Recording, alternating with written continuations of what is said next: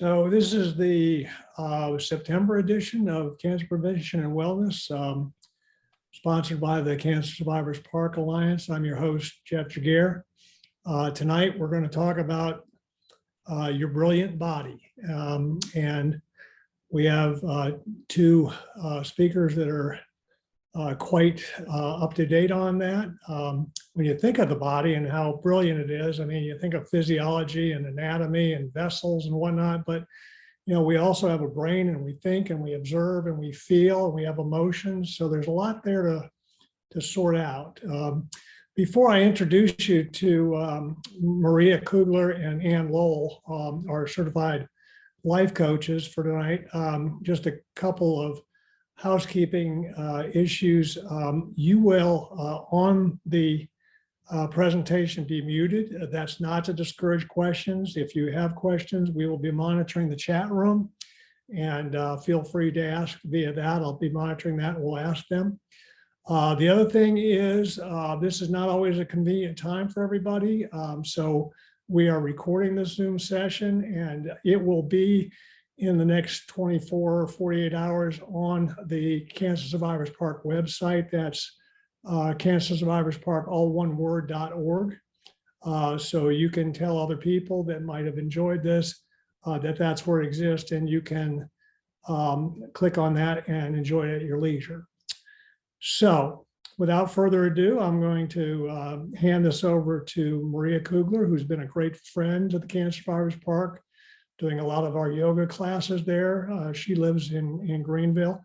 And Ann Lowell, who befriended Maria when they lived here, but is now traveling the country. So she's coming us from parts unknown. So I'll hand it over to you, ladies, and thanks so much for being here. All right. Well, thank you, Dr. Jeff, and thank you, Elsie, for hosting us. We're really happy to be here and really passionate about the topic tonight. So it's thank you all for joining, and thank you if you're watching the recording.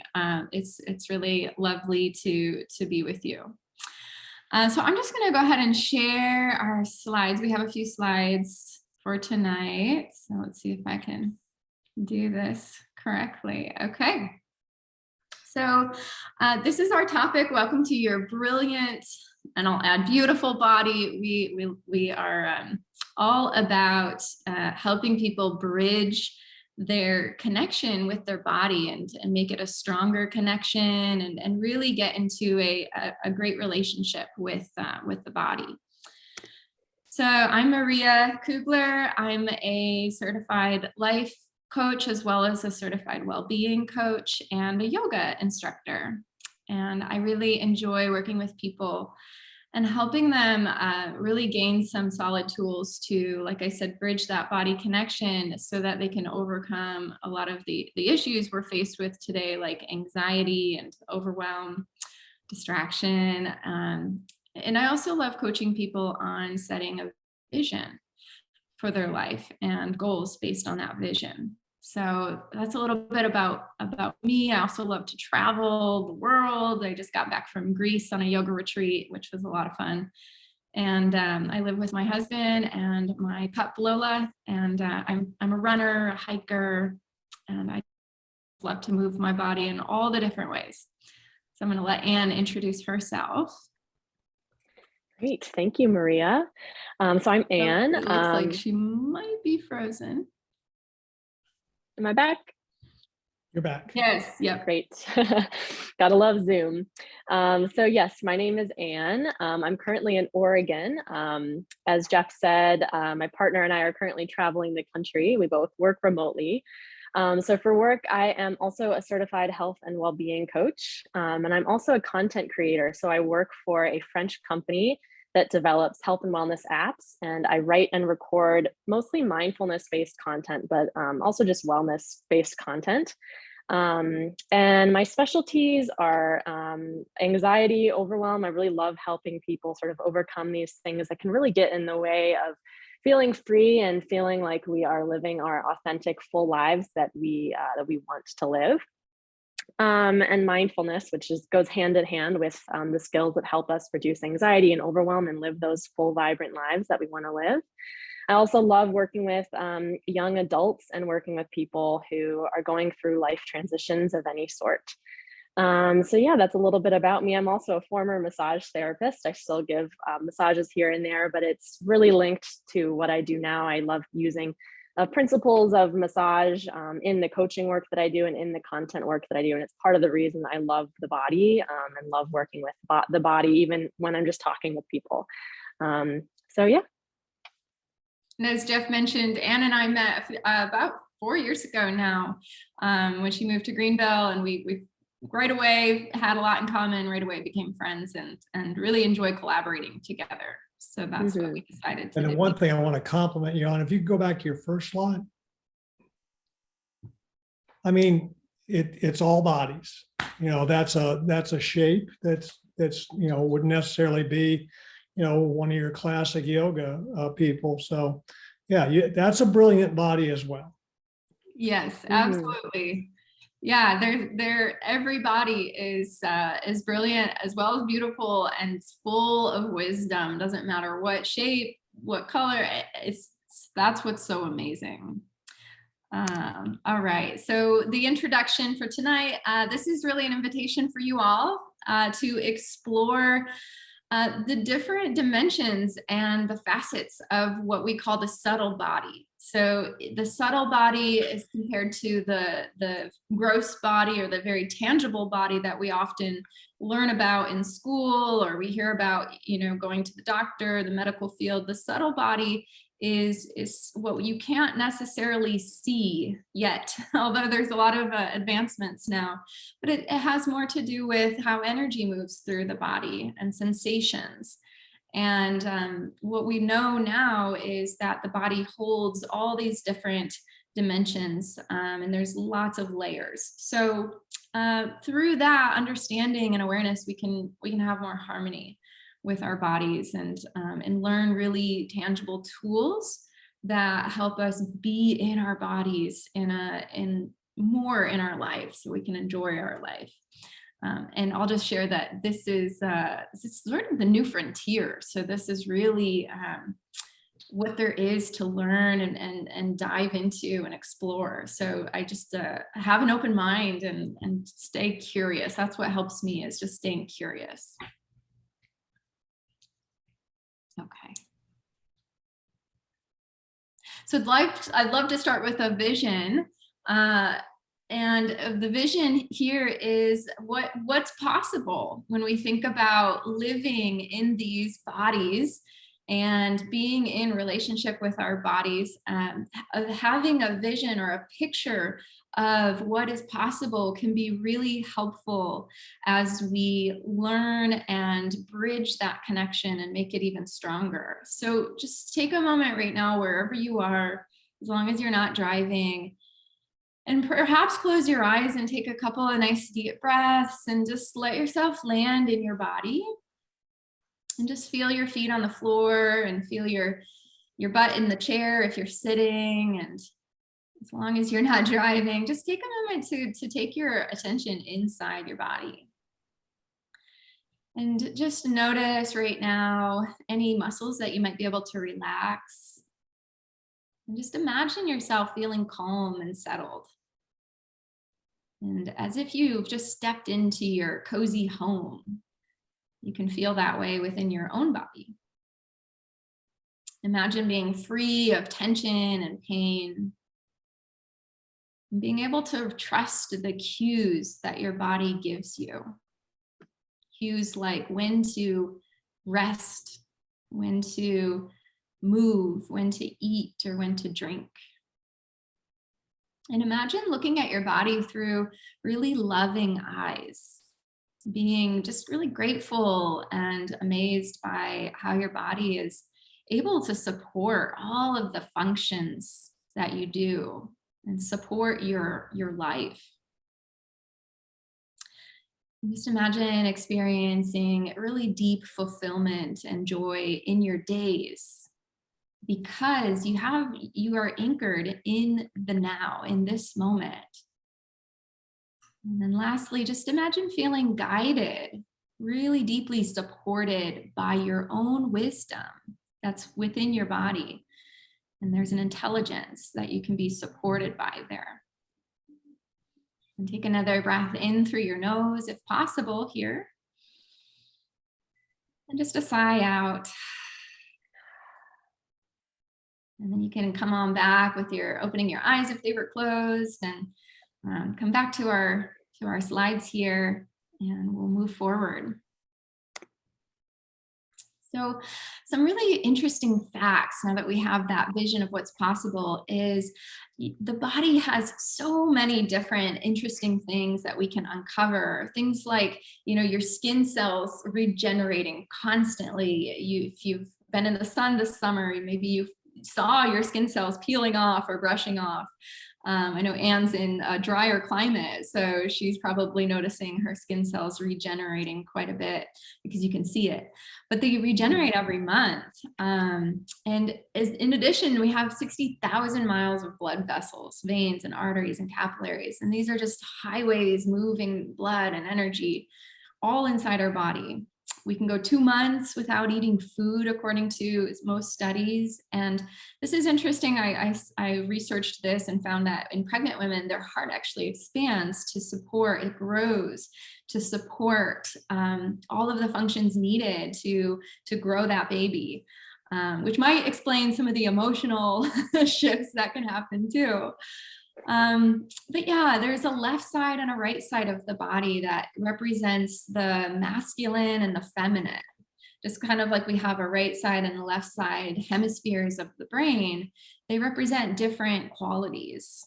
Laughter, humming, singing, all of these things can impact our body in a way. For example, humming, singing, laughing can help shift us from fight or flight into rest, relax, and digest. It's really interesting. The tongue, if you look at the color of your tongue, it can tell you things about your organs. Your nails can tell you, I have polish on, but if you have just your natural nails, they can tell you things about your bones and how much calcium you're getting. So there's all of these different dimensions here. I've been amazed being here in Oregon. There's a really big rock climbing culture.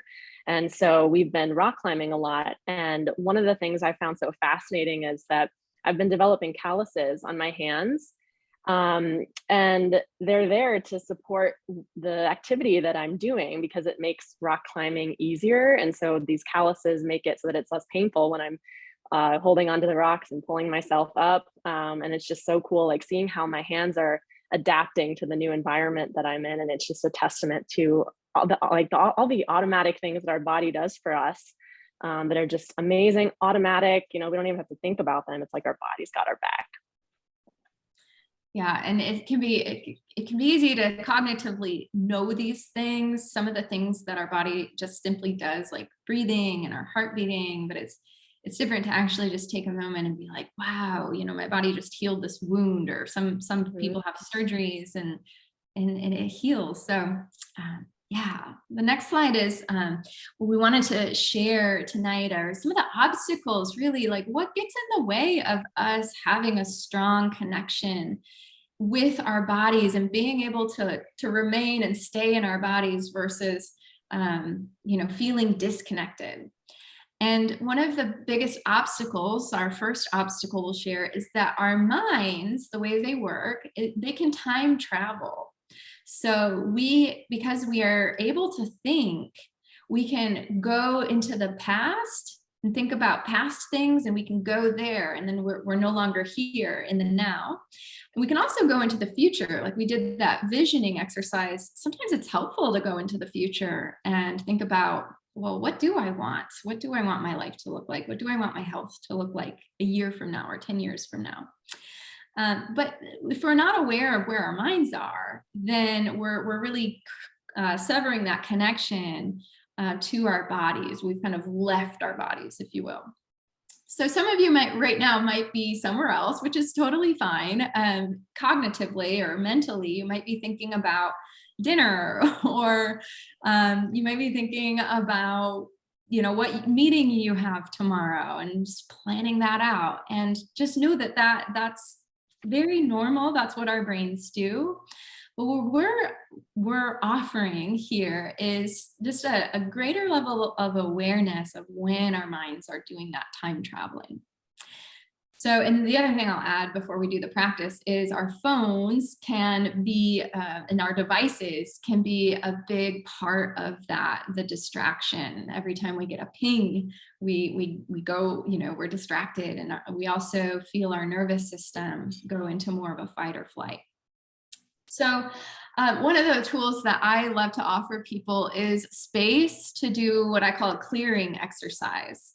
So if you want to participate and try this on, all it is simply noticing right now what's on your mind, if anything. Maybe you're perfectly clear and you're able to be fully listening and open and present here, which is awesome. Maybe you've been practicing this. But oftentimes things will come up that are keeping us from being able to fully be present. So, if I needed to clear something before this presentation, I have a whole lot of things I like to do before I talk, but it could just be like writing down on your journal or your notepad, I need to follow up with this person tomorrow, or this is what's on my mind, is I don't know what we're having for dinner. And just by acknowledging it and clearing it, you can clear it out of the way so that you can then be here. So if you want to, I give you this time and space here to do that, to write down whatever's on your mind. It could be 2 or 3 things. And I also think this is a really great way to hold a team meeting or to hold a gathering. It's just to give some space for people to share and clear what's on their mind so that they can be present. And nothing needs to be done about it. Nothing needs to be solved. It's just simply that. So that is now obstacle number 1 is we think we have things on our mind, and our mind time travels into those things. And then lastly, like a fun tool that I learned from a teacher, Tara Brock, is this is really simple, but just imagine you don't have a head. Imagine you don't have a head for a moment, and then you automatically move and shift your awareness into your body. That's our first slide. And we're going to, from here, move on. Hopefully you feel a little more clear by acknowledging anything in the way. It really helps me, just to go back to that first one. It really helps me too to think about the fact that our bodies are literally always present, right? Like, if our minds can be a million places, as you said, but it helps me to think about, like, if I'm just thinking about like my hands, just, if I'm feeling stressed or anxious, I can just come to the sensations in my hands, and instantly it's like a really quick fix from anxiety or stress, or any time when my mind is time traveling. It's like, just think about the sensations in my hands, and immediately I come back to the now, and it's a little bit of relief. Maybe it doesn't solve the thing I'm anxious about, but it's a way to be present with whatever's happening. So yeah, just wanted to add that. Thank you. And yeah, your hands can also be looked at as an extension of the heart, the arms, an extension of. So relaxing the hands can also calm the heart. Beautiful. Yeah, so to move on to our second obstacle, and the second thing that kind of prevents us or makes it difficult for us to feel like we're really in our bodies and really in relationship to our bodies, is that sometimes we don't use our senses to their full capacity. And this can lead us to feel like we're sort of brushing through our lives. I've talked to a lot of people who kind of have told me that their lives kind of feel like either going by really quickly, or that they're not really present for the beautiful moments of their lives, like watching their children play or their grandchildren play, or moments with their spouse or friends. And that feels like, it doesn't feel so great to feel that way. I mean, we all want to feel like we're really living in our lives and we're really enjoying them. And so this is the obstacle that I feel is sort of to blame for that feeling of brushing through life. And the solution is to tune into your senses as frequently as you can, and sort of train your brain to come back to the senses, because we experience life through our senses. So if we're not tuned into them, it's sort of as if we're not experiencing life.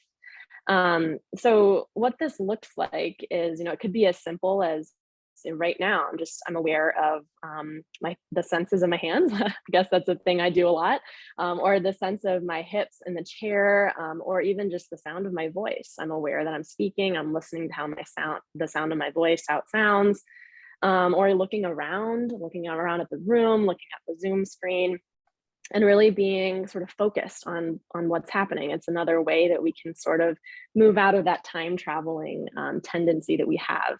Although it's helpful sometimes, at times it can kind of go haywire. So this is a way where we can bring it back when we do notice that we're time traveling at a moment we don't want to, or when it's happening a little more frequently than we'd like it to be happening. So the practice that I am inviting you to join me in is a 5 senses meditation. So I would invite you, if you're in a place where you can close your eyes, to go ahead and do that. Or alternatively, you can simply gaze down at the ground a few feet in front of you, making sure that you're in a position that's comfortable, where you can sit up nice and tall, where you can feel your shoulders relax. And what we're going to do in this brief meditation, just go through the 5 senses, and we're going to notice how the mind time travels, and not judge it, not try to change it, just simply observe when our mind takes us away from the senses. And then each time we notice that, we're going to come back to the sense that we're at. So we're going to start with the sense of touch, or the sense of feeling. So first off, just take a deep breath, and I invite you to really notice the breath as you breathe in. Notice where you feel the inhale, and then exhale in whatever way feels normal and natural, and notice the sensations of the exhale. And you can keep breathing deeply or just naturally, but I invite you to really tune into the sensations of feeling, what the breath feels like. And already you might notice your mind bringing up stories about the breath, maybe some judgments about the breath not being deep enough, or your breath being shallow, or whatever. And whenever that happens, whenever your mind time travels or judges or thinks, just notice like, oh, that's my mind doing what it does. And then see if you can come back to the experience of feeling your breath.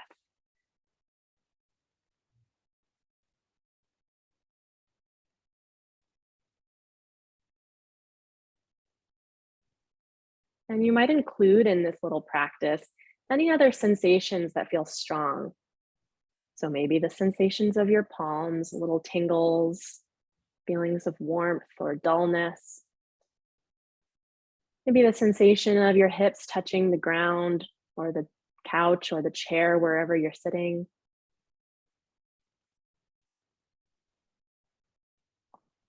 And maybe there's a sense of feeling in your entire body that you can become aware of. This feeling of being in your body. And now let's transition to your sense of hearing. So becoming aware of the most obvious sounds in your environment. So perhaps the sound of my voice. Maybe there's the sound of the air conditioning, the sound of the refrigerator. What are the sounds that you may have never noticed that are in your environment? And see if you can really experience those sounds rather than just think about them.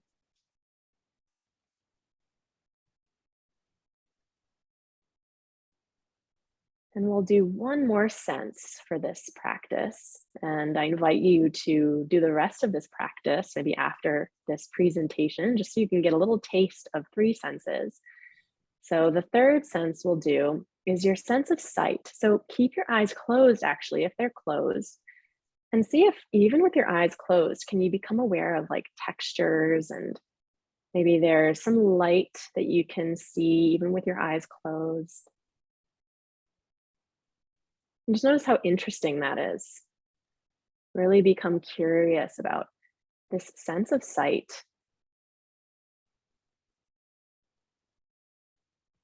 And if you'd like, you can open your eyes and expand your awareness and just sort of look around the room, noticing all the different textures in the room that you're in, all the different colors, Where are the lights coming from? Again, when thoughts come in, there's a thought. That's what my mind does. It likes to think. And then come back to sensing, really being in the moment with your sense of sight. And then when you're ready, if your eyes are closed, go ahead and open them. If your eyes are already open, you can orient them and be present with the sights of our beautiful PowerPoint presentation. So that is obstacle number 2, really about coming back to our senses, because our senses are how we experience the world. So you can do this meditation as a meditation, more formal, or you can do it when there's something you really want to be present for that's happening. That you're like, oh, I really want to remember and enjoy this. You can come into your senses so you can like harness it and really remember it. Thank you, Anne. You have well, first of all, congratulations to anybody who's never done a meditation before. Yes. And know that it gets easier if that was really challenging to stay with the instruction. It might be new, so good, congratulations, and thank you, Anne, for leading that. Your voice is very, very soothing, and I think I'll try and have you do that for every talk that I do. Okay, well, we'll move to the third obstacle. Okay. Yes. Yeah, so this is the third one. And this one is an interesting one, and one that is quite challenging and can make us feel like we're in that prison that is the photo right there. So this obstacle is we try to control our bodies. So what this looks like is, it can look like many different things. But one way it can look like is we might obsess about some way that we look. We might not be happy with our weight, or there might be some other aspect of our physical body, or some way that our body is working. If we have chronic pain or a chronic illness, we might try to control our bodies instead of letting our bodies go through their natural intelligence. And by doing this, by trying to control our bodies, it can kind of make us feel like we're at disharmony with our body. It can cause a lot of anxiety and tension, and it can be really a difficult thing to deal with. And the reason that this often happens is because our minds like control, and our bodies are inherently uncontrollable. And there's this disharmony between mind and body that can often happen, and it can often feel like we want different things than what our body is doing. And it can be really, really tough, and it can make us feel like we're resisting. And yeah, it's really challenging. The other thing is that our bodies are changing all the time. And this is also very difficult for our minds to swallow, because we don't like change. We like to control, we want things to be the same, but life just doesn't work like that. One thing is constant is change. And especially around this season, around fall, you start to see the beauty of change in the leaves, and we see it as a beautiful thing. I mean, I think most people do. I don't know, maybe there are some people who don't like the changing colors of the leaves, but it can also be quite beautiful in our bodies. The ways our bodies change can also be quite beautiful if we allow that process to happen, instead of trying to resist or force our bodies to be or do something that they don't want to be or do. So the practice that I have here is all about sort of allowing and accepting this natural intelligence of our body to do what it wants to do, to let the leaves change, the leaves of your body to change, instead of trying to resist or force your body to be something that it's not or doesn't want to be at this season of its life. So this one is another meditation. So if you're up for it, you can practice this as a meditation where you close your eyes and sit, or you can practice it as a mindfulness exercise, which means that it's not a formal meditation practice, but that it's something you can do when you're doing the dishes, when you're preparing food. And this one is a technique that I learned at Kripalu, which is a yoga and meditation center up in the Northeast in Massachusetts, and it's called Burfwa. And it stands for breathe, relax, feel, watch, and allow. And I underlined feel and allow because for this presentation, I feel that those are the two elements that are especially helpful for this obstacle of trying to control the body. So we'll go ahead and practice it now. So if you'd like to practice it in the more formal meditative way, feel free to do what we did for the last obstacle, where you find a comfortable seat, close your eyes, and take a few breaths. Alternatively, you can just listen to me, watch me speak, and practice it as I'm speaking. So the first one is just become aware of your breath. So notice the way your breath is moving. If you'd like, you can come into the way the breath feels, just as we did in the beginning of the practice last time. And then see what in your body you can relax. So commonly we have the scalp can be quite tense. So see if you can soften the muscles of your scalp. Oftentimes the neck can be kind of involved, but it doesn't need to be. So see if you can relax the neck and shoulders just a little bit.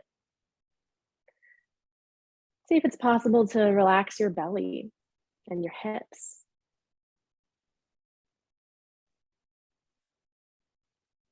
And see if you can feel any relief that comes from relaxing your body and letting go of controlling those muscles. Maybe there's just a subtle sense of like, oh, it's nice that I don't have to hold on. It's nice that I don't have to squeeze my neck muscles or keep the muscles on my scalp engaged right now.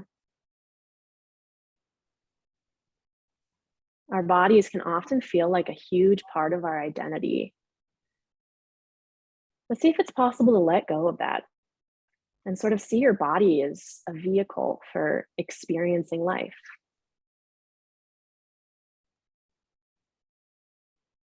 And now see if you can watch what's happening in your body right now, almost seeing it as like a separate thing. Your body has this natural intelligence. It's going right now. It's doing a million things right now.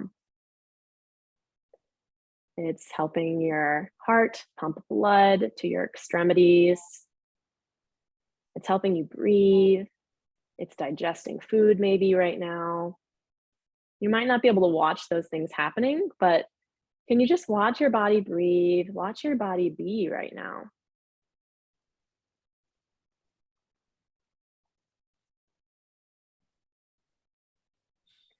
And then this last part of the Burfois practice is allowing. So this is the biggest part of this, sort of allowing our body's natural intelligence to happen. We often want to intervene. Our bodies might have a desire to go get a snack right now. And we might say, oh no, I'm working, or this isn't a good time for that. So we resist it. But see if you can allow whatever's happening in your body to be. Allow your body to be hungry if it is. Allow your body to be tired if it is. That's okay. Allow your body to be energized right now. That's also great. Allow whatever's happening in your body to be right now.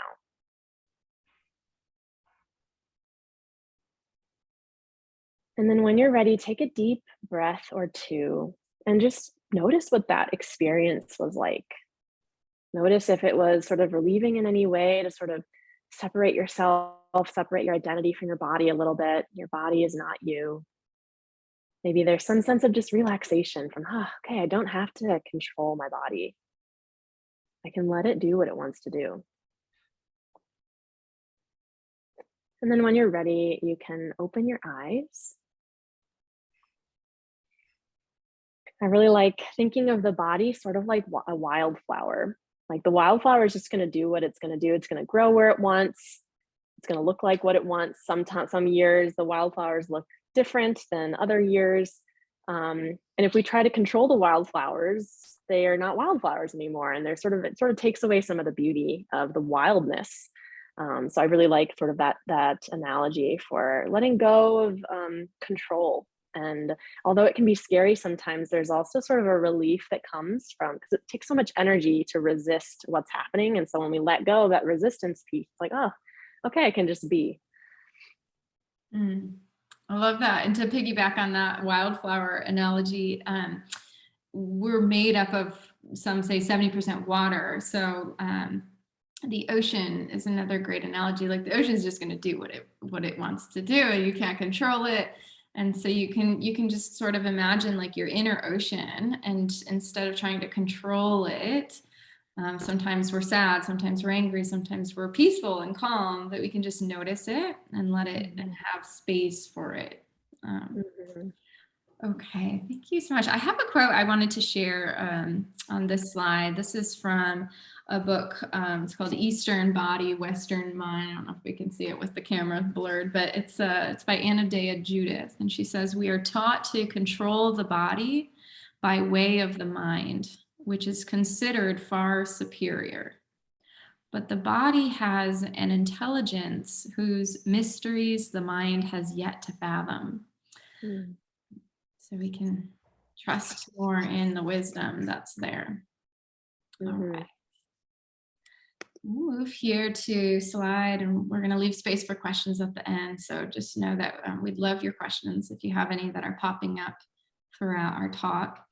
This next obstacle is we block open communication with our bodies. So one of my teachers, Suzanne Conrad, she says that the body is innately intelligent, and at any time we're either listening to the wisdom of our bodies and the sensations, or we're suppressing them or blocking them. Sometimes, again, that we need to do that. I was driving home from Atlanta the other night, and I couldn't allow my body to go to sleep. And so that was a moment of intentionally, overriding those sensations to go to sleep. But the thing to note here and to practice is observing and building awareness of what kind of communication our body's giving us, because it's always communicating. So like Anne mentioned in the meditation, right now, your body might be telling you you're tired, or you're hungry, or you're energized, or you're overwhelmed or nervous, or any of those. You might be feeling that in your body. So the key here is learning to listen. So a lot of us place a lot of value on the speaking. And in our culture, especially, we have a lot of value placed on speaking. However, the truth is, you as the listener right now holds the power. You hold the power of either tuning out or listening. So it's really about listening. So right now, you could just check and rate your hunger on a scale of 1 to 10. This is a really solid way to build a stronger connection and a stronger relationship and communication with your body, is just noting and rating your hunger level from 1 to 10. 1 is maybe you just ate, you're full, and 10 is you're ravenous, you're ready to eat everything in your fridge. And so somewhere in between, you might just say, I'm at about a 4 right now, or I'm at about a 6. I'm getting there. And that's just a way to start to tune into those sensations. So also in the book that I just shared the quote from, the author, Anna Judith, she talks about how the body communicates, and it communicates through sensations, which are kind of like the words, and then feelings, which are like the sentences, and then emotion is a way the body can communicate, and those are the paragraphs. And so by tuning into sensations, feelings, emotions, we start to bridge that really strong, harmonious connection that carries us through life supported in these bodies. I also find it interesting with this one, how we talk to our bodies. So I've been guilty of this too, this bad shoulder, this bad knee, my right knee from all the running, or perhaps, I don't know, cycling, maybe, I don't know, but every now and then it gets a little unstable, and I feel some instability in it. So sometimes when I'm biking, instead of referring to it as my bad knee, I cheer it on. I say, good job, knee. You're doing great. You're so strong, right? Because the knee's actually listening. The body's actually listening. And so common ones here are calling our certain joints or parts bad, or, getting old, or whatever, or I'm tired. My body's tired. it may be, and you could also start to think about talking to your body in a way like you would talk to a good friend. We definitely wouldn't tell our friends some of the things we tell our bodies. And then lastly, our bodies have an inherent yes, like a leaning forward, yes, I'm drawn to this, and then a no. And even when you say yes and no, you can start to tune in. It's subtle, but you can start to tune in to perhaps like a yes is a rising up feeling, and a no is a slumping down or a leaning back. So your body actually has this built-in yes and no. If you're trying to make a decision about whether or not to meet up with somebody, you can listen in and start to ask your body, am I a yes for that or am I a no for that? So that's a really cool practice as well. Intuitive eating, you may have heard about this, eating what feels like it would be good or what would taste good tonight. That's also a really awesome way to be in connection and relationship with your body. So I don't really have a practice. Anne, do you have anything to share or add to that? The practice was rating your hunger. You can also do this for rating your energy level. Yeah, I feel like what's coming to mind for me is how much pauses are important. At least for me, this is where I struggle. Is like I'm a very like determined person. I love working. Like I find a lot of meaning in the work that I do. So oftentimes I have to like really actually force myself to pause and listen to my body. Sometimes if I'm really into something, I can focus on it really easily because I'm really enjoying it. I can realize, oh my gosh, I'm starving, and I'm like the person who just wants to eat everything in the fridge, and it's a little too, I've gone a little too far, right? It would have been better if I'd paused maybe like 20 minutes earlier and been like, oh, actually I'm hungry. So for me, I feel like the pause is super important. Inputting pauses in our day, and transition times between activities, between work projects, that we can use those pauses to tune into our bodies and just notice, what our bodies are feeling. Especially with so many notifications and things to do, it can be really, really easy to live our lives like that, where we're constantly engaged in the external, and constantly doing, and to forget to tune inward, to communicate with our bodies and ask our body, so what do you need right now? So just wanted to really emphasize the importance of putting pauses and rests in your days, because we can't listen to our bodies if there's not a chance to do that. Thank you. Yeah, that's a beautiful point. And a pause could look like a walk, like going for a walk in the middle of your day. It could look like taking 3 deep breaths. So that pause can look a lot of different ways. Great point. Yeah, lastly, the last thing here is each season too.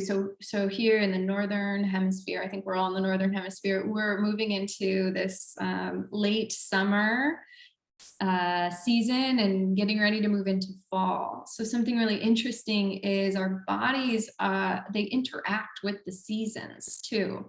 So for example, in the winter time, you may notice your body doesn't want to do as much as it did in the summer. And that's very natural. And then you can listen to that. I started to give myself permission to like ease off the training and the workout in the winter, to rest more, because that is what nature is doing. So there's an element of harmonizing with nature and the seasons as well. All right. Okay. Last slide quickly is really practicing gratitude and acknowledging the miracle. Like Anne did in the meditation, your body is right now, it's doing so many things. Your cells are regenerating, your heart is beating nonstop, your heart is nonstop. Your lungs are taking in this oxygen, and they're branching out through, the oxygen is branching out through your whole body to nourish your organs and your muscles and all your tissues. So just to take this pause, this reminder, and remember the miracle and the wonder and the appreciation of what it means to be alive in these bodies. I know our devices, they really kind of divide us. If you think of the word itself, devices, they divide us from our bodies. But once we can remember and be in our bodies more, we can really start to appreciate that, all that it does. So something you can think about is, like I mentioned earlier, maybe your body healed from a wound or a surgery, and you got to witness, or maybe now you can just give that experience some awareness and some credit of recovering from an injury that you sustained or a surgery you had. And just thinking about where you were and how, where you came from to heal. And you can also think about a moment when you might have been hiking or biking or swimming in the ocean, and just how your body was able to help you experience that, right? Like, we wouldn't be able to feel the water or taste the food, or if you like wine, we wouldn't be able to taste it without our bodies. And if it's hard to come up with gratitude for your own body, you can just think about the loved ones in your life, and your body lets you hug them or kiss them. Your body lets you share great food with them. And so you can start to bring awareness to that, and how it lets you be in these beautiful relationships with other people and be close to them. So one little practice you can do, this is called loving kindness. If you think it's like ooey gooey, I get it. I probably thought that at one time too, but it's sending loving kindness to yourself and your body. So you can simply say to yourself, may I be free from discomfort. May I be at ease. And may I be healthy. Just simply directing those intentions to yourself and your body can be really powerful. So, Anne, would you like to add anything to this one? Well, I love doing loving kindness, like when I'm driving. Oftentimes, I'll do it for myself, but also people who are driving by, and every once in a while, I'll just wish them well. And myself too, when I'm struggling, it's a really a powerful practice that really starts to shift your perspective. And even if it's hard to take in, or you're saying it doesn't really feel like, oh, this feels kind of weird, there still is benefit. There's been a lot of research that's been shown that even if people don't feel like, wow, I'm, being so loving and kind toward myself, it's changing my life, even if you feel like, I'm just kind of going through the motions, there's still benefit physiologically and mentally to, saying those words, and hoping that they sink in, and being open to the fact that they might sink in. There is still a lot of benefit to that, even if it feels a little awkward and strange at first. So great thing to do when you're on the go, or when you're struggling with something. And it still will work even if it feels a little strange at first. Yeah, thank you. There's lots of research out there too. I know we didn't include a lot of stats or studies, but if you don't believe us, you can find lots of new research on these mindfulness practices and meditation, and even reducing pain by being more connected to your body. So, well, that is it. Oh, Great. one last quote here from the Great. Okay, Glenda. Glenda always has lots of good advice. So she said, home is knowing. It's knowing your mind. It's knowing your heart, knowing your courage. If we know ourselves, we're always home, anywhere we go. And it does take courage. I love that she says that, because it takes courage to be alive in these bodies, because our bodies hold everything. So may you venture courageously in and through your own body. That was perfect, guys. Thanks so much for putting that together. I don't see anything in the chat right now, so I kind of get the sense that when you're doing mindfulness, when you're doing meditation, that perhaps thoughts, which are inevitable, kind of are the enemy.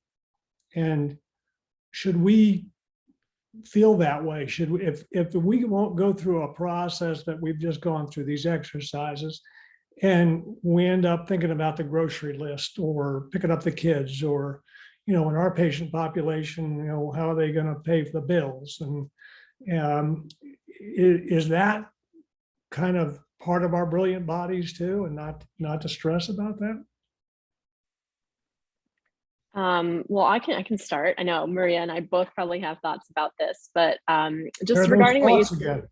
oh yeah, well, that's the thing. Thoughts are really helpful, right? If we didn't have them, we couldn't interact with society. We wouldn't create beautiful, amazing things. So thoughts are certainly not the enemy. There's a time and a place to engage with thoughts, and it's important to have thoughts that are supportive of your health and well-being. So sometimes you might be noticing a specific thought that you have on repeat that's really getting you down, or that's really causing a lot of mental tension.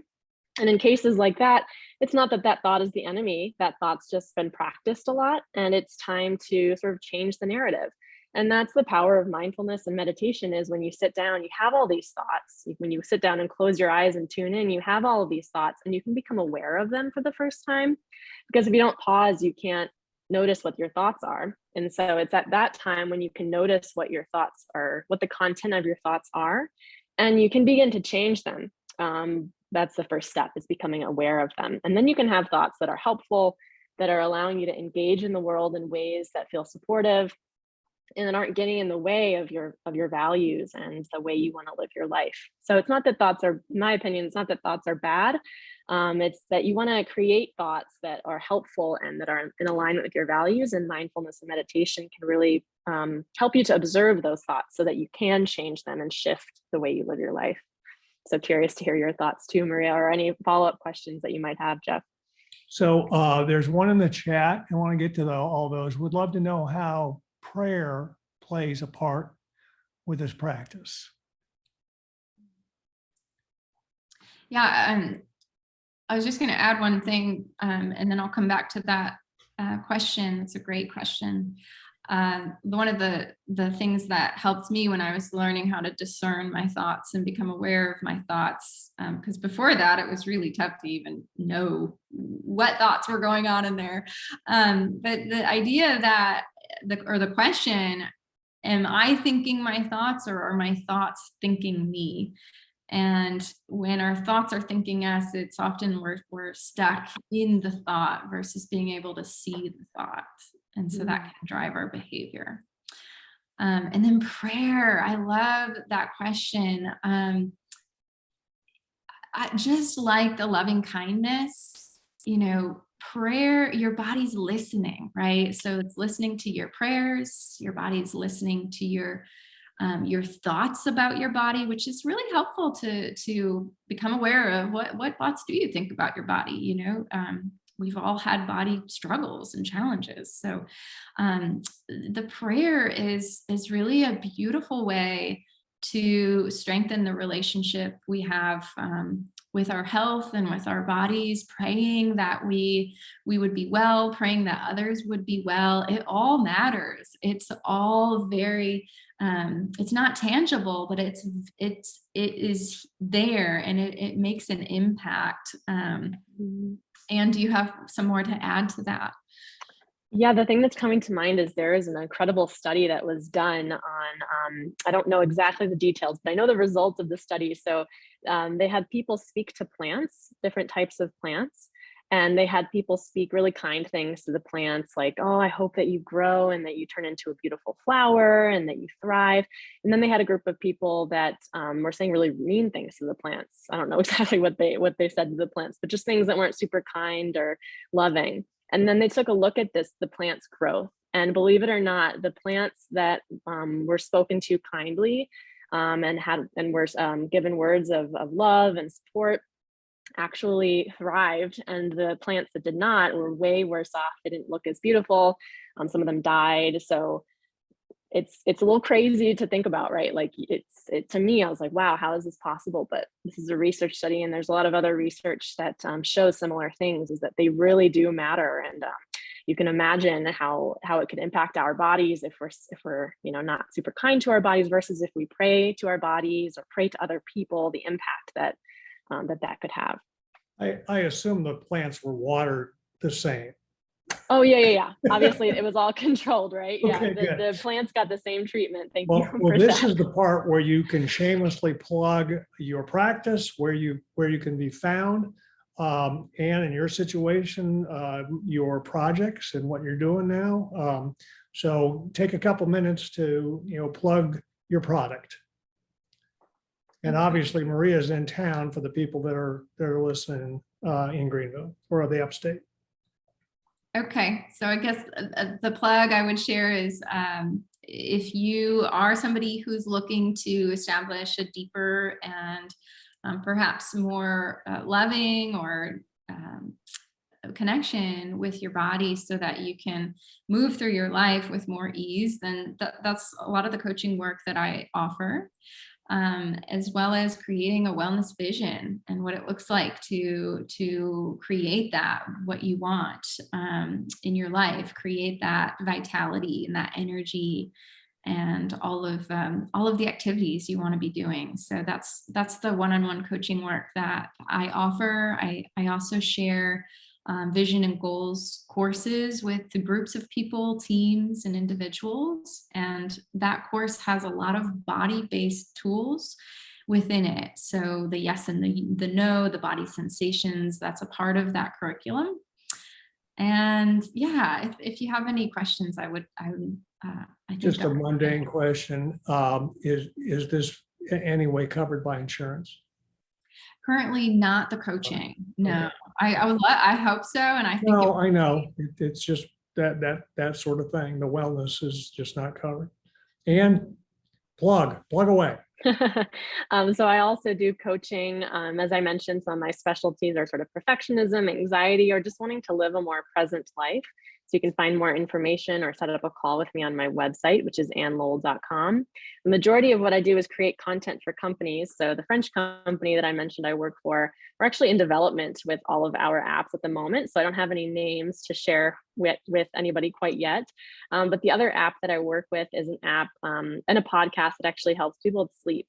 So sleep stories, meditations are a big thing right now that have been shown to really help people be able to fall asleep better, or if they wake up in the middle of the night, to be able to fall asleep again quickly, or even just as part of your wind down routine. So the app is called Slumber, and the podcast is called Get Sleepy.